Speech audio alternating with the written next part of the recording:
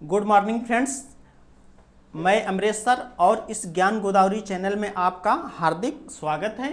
और इस चैनल्स को लाइक कीजिए, सब्सक्राइब कीजिए।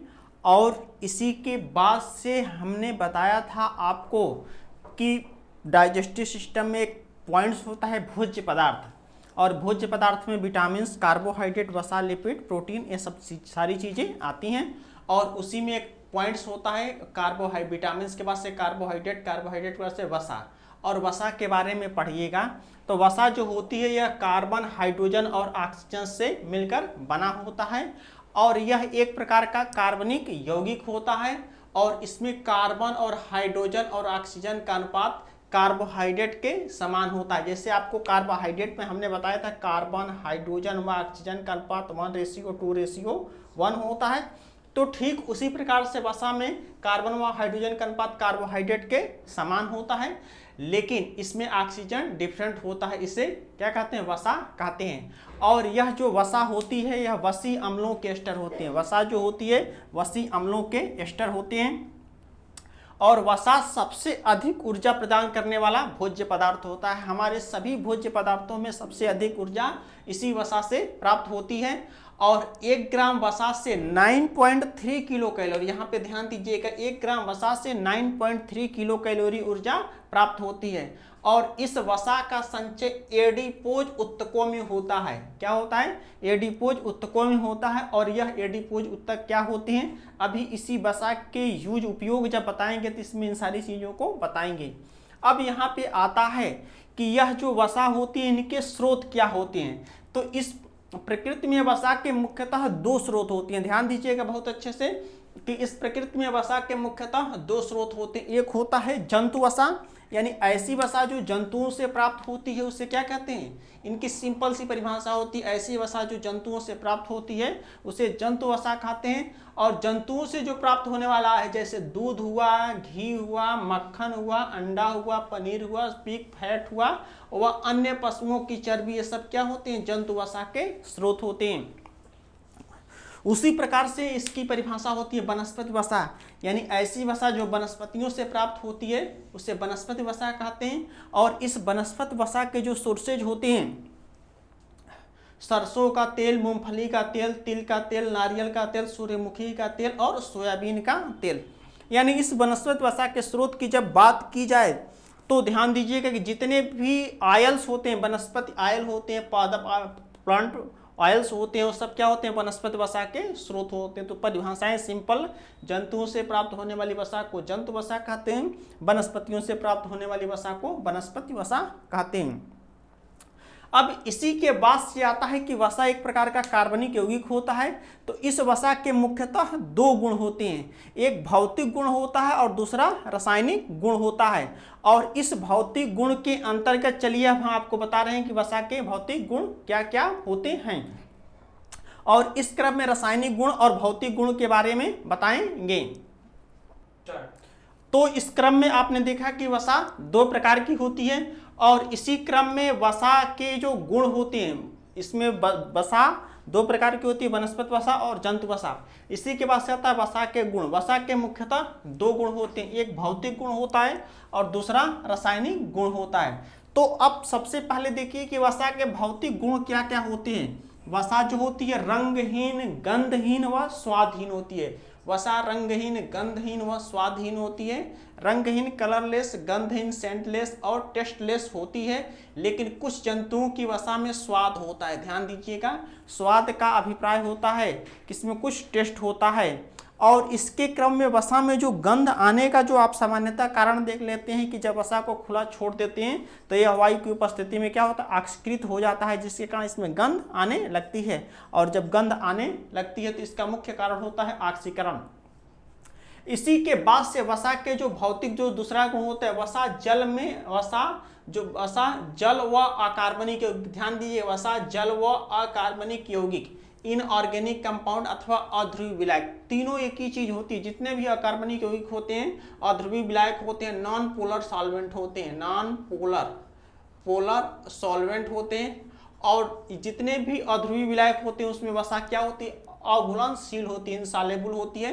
तथा जितने भी कार्बनिक यौगिक होते हैं, तथा इसके बाद से वसा जितने भी कार्बनिक यौगिक होते हैं इसको ध्रुवीय विलायक कहते हैं, उसमें घुलनशील होती है। ध्यान दीजिएगा, इसको स्पष्ट शब्दों में कहा जाए कि वसा पानी में घुलनशील होती, अघुलनशील होती है तथा कार्बनिक यौगिकों में घुलनशील होती है। तो उसी चीज को यहाँ पे एक्सप्लेन किया गया है। और तीसरा जो अंतर होता है कि वसा का घनत्व होता है, वसा का घनत्व जल के घनत्व से कम होता है। वसा का घनत्व जल के घनत्व से कम होता है। यहाँ पे देखिएगा, वसा का जो घनत्व होता है जल के घनत्व से कम होता है। यहाँ पे सुधार कर लीजिएगा, जल के घनत्व से, वसा का घनत्व जल के घनत्व से कम होता है। जल के घनत्व से कम होता है। इसी के कारण वसा जल की ऊपरी सतह पर तैरती रहती है। इस चीज को थोड़ा सा स्पष्ट कर लीजिएगा, मिस हो जाए। वसा का घनत्व जल के घनत्व से कम होता है, कम होता है। इसी के कारण वसा जल के ऊपरी सतह पर तैरती रहती है और वसा की इन्हीं बूंदों के रूप में पाई जाती है। और वसा की इसी बूंदों को पायस या इमल्सन कहते हैं। यहाँ पे देखिएगा, जैसे यह वसा होती है, किसी भी वसा या आयल को डालने पर यह जल के ऊपरी सतह पर तैरता है। तो इसका अभिप्राय होता है यह वसा जो होती है मुख्यतः बूंदों के रूप में पाई जाती है। लेकिन यदि वसा के अलावा अन्य किसी भी आयल को आप जब डालते हैं तो यहाँ पे उस आयल का घनत्व जो होता है जल के घनत्व से कम होता है। इसी के कारण वह जल के ऊपरी सतह पर तैरती रहती है। और इस क्रम में देखा जाए कि वसा का पायसीकरण किसे कहते हैं, वसा के छोटे छोटे बूंदों के रूप में तोड़ने की प्रक्रिया को पायसीकरण कहते हैं। और इस चीज को हमने वहां पे बताया था, बाइल जूस जब बता रहा था, तो बाइल जूस का जो मुख्य कार्य होता है कि पित्त रस का पायसीकरण करने का कार्य करता है। चौथा, इसका वसा का जो भौतिक गुण होता है कि प्रत्येक वसा का एक निश्चित गलनांक होता है। प्रत्येक वसा का एक निश्चित गलनांक होता है, गलनांक होता है, मेल्टिंग पॉइंट होता है, मेल्टिंग पॉइंट होता है। और यह गलनांक जो होता है का दोहरे कार्बन श्रृंखला की लंबाई, इसमें दो होता है, कार्बन श्रृंखला की लंबाई और इसमें उपस्थित डबल व ट्रिपल बॉन्ड पर निर्भर करता है। ध्यान दीजिएगा, इसमें उपस्थित डबल व ट्रिपल बॉन्ड पर निर्भर करती है। तो यह इसके आधार पर वसा को मुख्यतः दो भागों में बांटा गया है। इस आधार पर एक पॉइंट्स होता है कि प्रत्येक वसा का एक निश्चित गलनांक होता है और इसी के आधार पर वसा का जो डिवाइडेशन होता है यह दो प्रकार के होते हैं। नंबर 1 होते हैं संतृप्त वसा होती है, संतृप्त वसा होती है और इसी को सैचुरेटेड फैट कहते हैं, सैचुरेटेड फैट कहते हैं। और बी जो होती है असंतृप्त वसा होती है, असंतृप्त वसा होती है, इसको अनसैचुरेटेड फैट कहते हैं। तो यहाँ से क्वेश्चन पूछा जाए कि कार्बन परमाणु की श्रृंखला के आधार पर वसा को कितने भागों में बांटा गया है, दो भागों में बांटा गया, सैचुरेटेड फैट और अनसैचुरेटेड फैट होता है। इसी के बाद से आता है वसा का रासायनिक गुण होता है। तो इसके वसा का जो दूसरा भौतिक गुण होता है रासायनिक गुण। तो वसा का सबसे जो पहला रासायनिक गुण होता है किसका उपयोग साबुन बनाने में किया जाता है। दूसरा इसका गुण होता है पी, रासायनिक गुण होता है, रासायनिक गुण केमिकल प्रॉपर्टी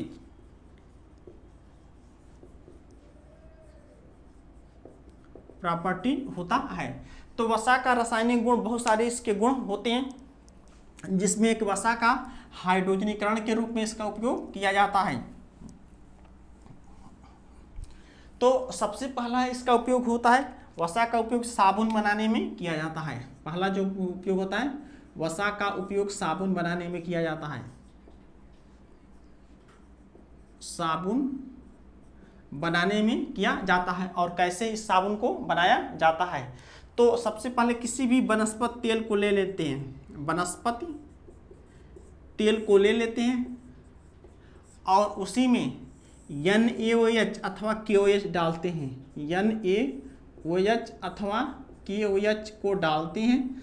तो इसमें वसी अम्ल व साबुन के लवण प्राप्त होते हैं। ध्यान दीजिएगा, वसी अम्ल होते हैं, फैटी एसिड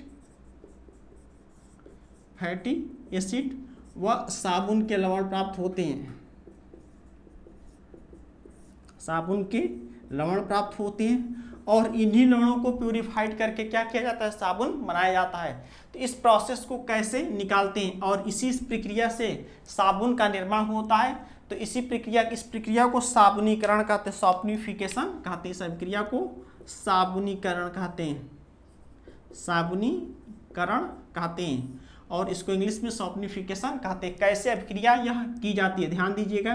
किसी भी लोहे के पात्र को लेकर उसमें वनस्पति ऑयल को भर देते हैं। यहाँ पे वनस्पति ऑयल को भर देते हैं, किसी भी वनस्पति तेल को ले लेते हैं और इसी में क्या कहते हैं, NaOH अथवा KOH, NaOH अथवा KOH को डालते हैं, KOH को डालते हैं। लेकिन यह प्रक्रिया जो होती है बहुत अधिक ऊष्मा उत्पन्न करती है। ऐसा नहीं कि एक ही बार NaOH और KOH ऑयल को डाल दीजिए, इनको बूंदों के रूप में इनको डाला जाता है, जो इनकी दीवारों से होकर यह NaOH अथवा KOH आता है और इस प्रक्रिया में बहुत सारी ऊष्मा उत्पन्न होती है। और इसके कारण क्या कहते हैं, इसमें अभिक्रियाएं दो प्रकार की होती है, एक्सोथर्मिक एंड एंडोथर्मिक होती हैं। तो इसमें बहुत अधिक ऊष्मा निकलती है, इसीलिए इसको बूंद बूंद करके डाला जाता है। इस प्रकार से इन लवणों को अलग करके क्या किया जाता है, इसमें प्यूरिफाइड करके इसमें विभिन्न प्रकार के सेंट और ऑयल्स मिलाकर इसको पैकेटों में भर दिया जाता है और इस प्रकार से साबुन प्राप्त हो जाता है। इसी प्रक्रिया को इसको साबुनीकरण कहते हैं। और दूसरा, इसका वसा के जो रासायनिक गुण होते हैं, वसा का उपयोग क्या किया जाता है, हाइड्रोजनी वनस्पति घी बनाने में किया जाता है। अब यहाँ से देखिए कि वनस्पति घी पर कैसे बनता है। किसी भी वनस्पति तेल को ले लेते हैं, किसी भी वनस्पति तेल को जब ले लेते हैं तो इसी पे निकिल उत्प्रेरक व हाइड्रोजन गैस की उपस्थिति में, यहाँ पे ध्यान दीजिएगा, निकिल उत्प्रेरक इसे कैटलिस्ट कहते हैं, वह हाइड्रोजन गैस की उपस्थिति में, निकिल उत्प्रेरक व हाइड्रोजन गैस H2 गैस की उपस्थिति में 150 से 200 सेल्सियस तक जब गर्म करते हैं तो क्या प्राप्त होता है, वनस्पति घी प्राप्त होता है। क्या प्राप्त होता है, वनस्पति घी प्राप्त होता है। और इसी के कारण इस प्रक्रिया को हाइड्रोजनीकरण कहते हैं। हाइड्रोजन गैस का उपयोग होने के कारण इस प्रक्रिया को हाइड्रोजनीकरण के नाम से जानते हैं। हाइड्रोजनीकरण, इस प्रक्रिया को हाइड्रोजनीकरण के नाम से जानते हैं। हाइड्रोजनीकरण यानी हाइड्रोजिनेशन के नाम से इसको जानते हैं। और इस प्रक्रिया में एक होता है, इसी के आधार पर एक आपको आता है रिफाइंड तेल। इसको पादप शोधित तेल कहते हैं। इस चीज को क्या कहते हैं, पादप शोधित तेल। यहाँ पे देखिएगा, इस भौतिक रासायनिक गुण के अंतर्गत एक आता है रिफाइंड ऑयल, इसको इंग्लिश में पादप शोधित तेल कहते हैं। पादप शोधित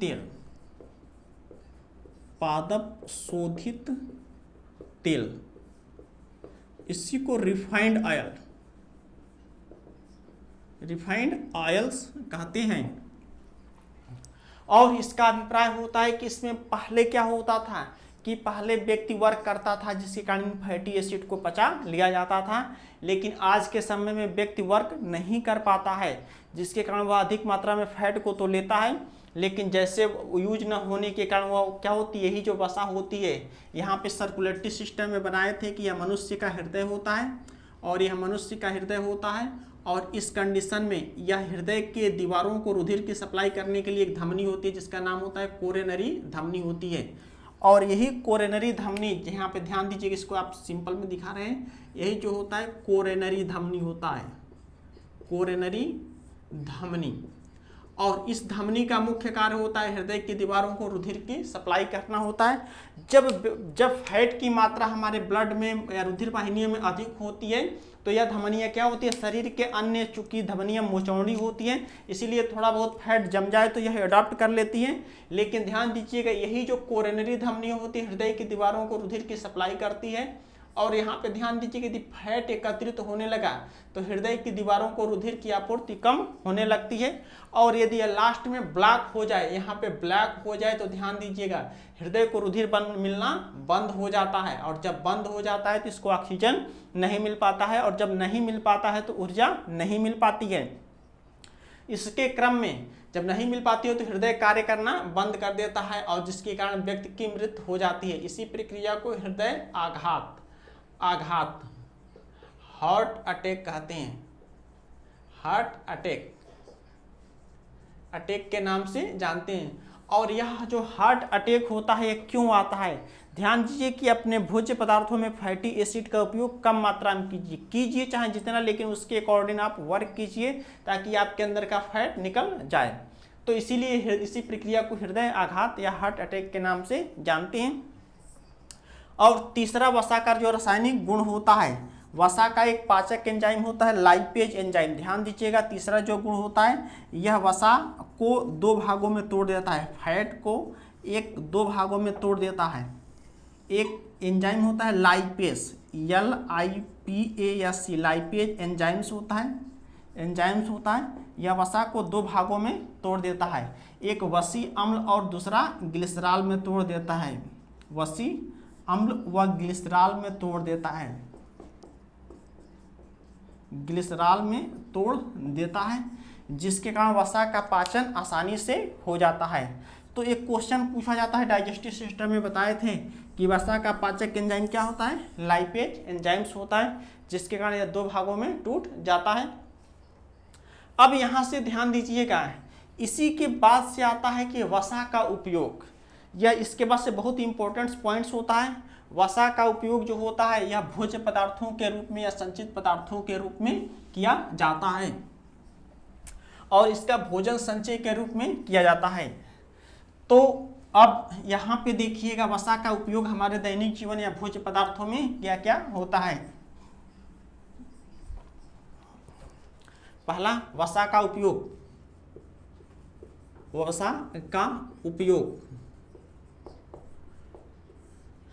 जो पहला पॉइंट्स होता है, वसा क्या होती है? यह संचित भोज्य पदार्थों के रूप में कार्य करती है। इसके अलावा यह ऊर्जा प्रदान करने का कार्य करती है। वसा जो होती है ऊर्जा प्रदान करने का कार्य करती है। फैट ऊर्जा प्रदान करने का कार्य करती है, एनर्जी प्रदान करने का कार्य करती है। और 1 ग्राम वसा से, ध्यान दीजिएगा, 1 ग्राम फैट से 9.3 किलो कैलोरी ऊर्जा प्राप्त होती है। 9.3 किलो कैलोरी ऊर्जा प्राप्त होती है। और इसी के बाद से होता है, यह संचित ऊर्जा प्रदान करने का कार्य करती है। दूसरा कार्य होता है, यह संचित भोज्य पदार्थों के रूप में कार्य करती है। यह संचित भोज्य पदार्थ, रिजर्व फूड मटेरियल के रूप में कार्य करती है। भोज्य पदार्थ के रूप में कार्य करती है। और इस वसा का संचय कहाँ पे होता है? हमारे शरीर के एडिपोज ऊतकों में होता है। तीसरा होता है इस वसा का संचय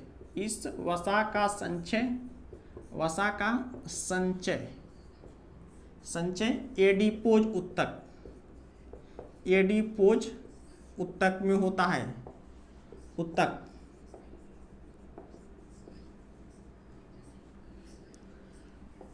एडिपोज टिश्यू में होता है।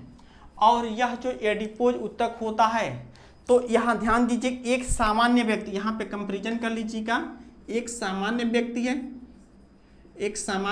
है, उसमें यदि उसकी हाइट 6 फीट है तो उसमें वसा की जो सामान्यतः मात्रा होती है 5 kg होती है। क्या होती है?